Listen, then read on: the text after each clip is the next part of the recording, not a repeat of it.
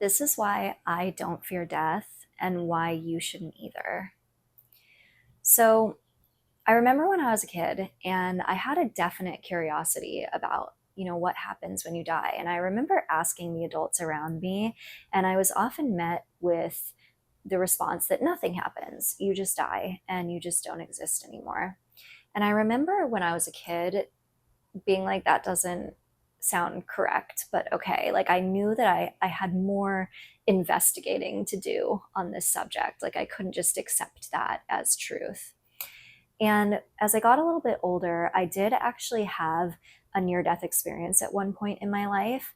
And that experience really opened my eyes in a lot of ways to just the way that I thought about life and my own mortality.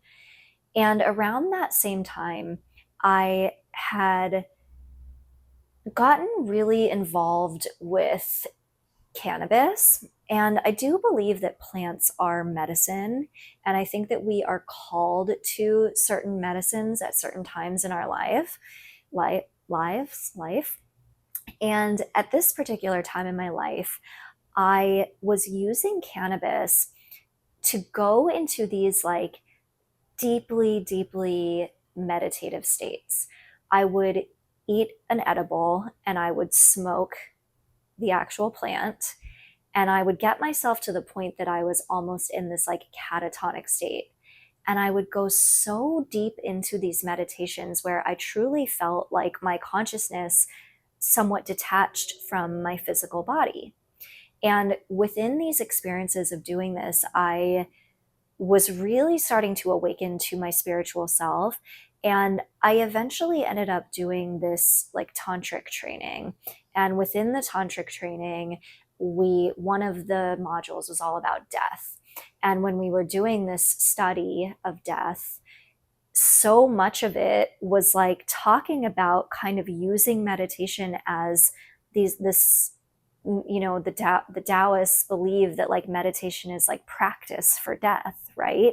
And so you meditate throughout life to prepare yourself to transition peacefully in death. And a lot of what I was learning was about how to peacefully cross the soul over into its next iteration.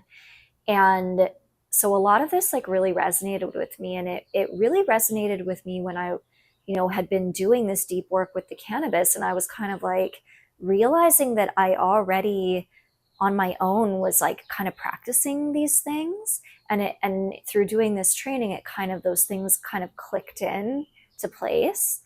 Um, and so from there I started doing ayahuasca, and I've done ayahuasca 5 times now. And I remember, before I did ayahuasca and I had spoken about ayahuasca with people who had done it, they often said that their experience was sort of like, felt like dying. Like it was definitely like an ego death, but there was, also this confrontation of like what it means to die. And I think that was like my biggest fear going into experiencing ayahuasca, because of course like we all fear the unknown, right? Like it's natural to fear it.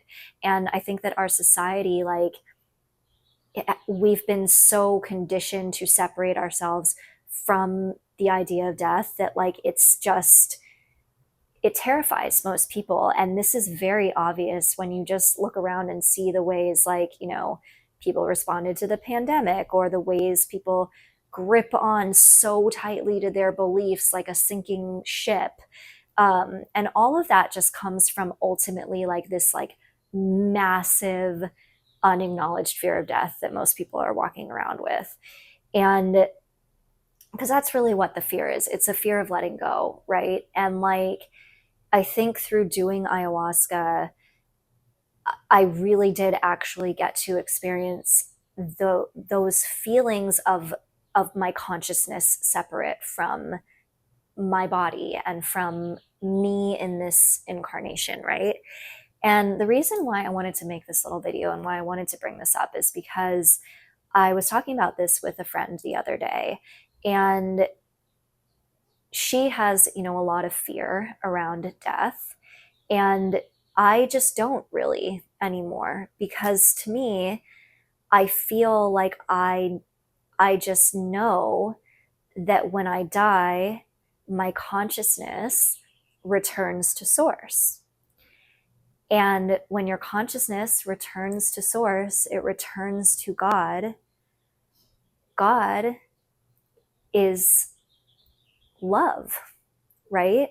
So, like, when I have experienced these experiences that I've gone through, my takeaway in those through those experiences has always just been to remember what it feels like to return to that light, to return to the ever loving, unconditional vibration of universal oneness and energy that exists within all of us. And this is, this is why I think being someone who has been able to have these experiences that I've had, it's like such a blessing, because it's like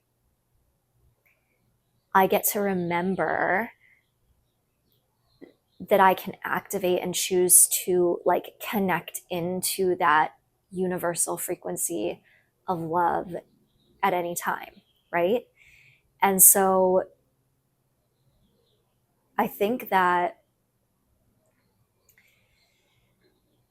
there's other, I'm not saying everybody has to run out and do plant medicine. That is absolutely not at all what I'm saying on any level, but I'm trying to impart my experience so that maybe something clicks in for you, where you just remember that divinity within yourself, and you remember that you are here to tap into that divinity, to embody it, to express it, and to return to it.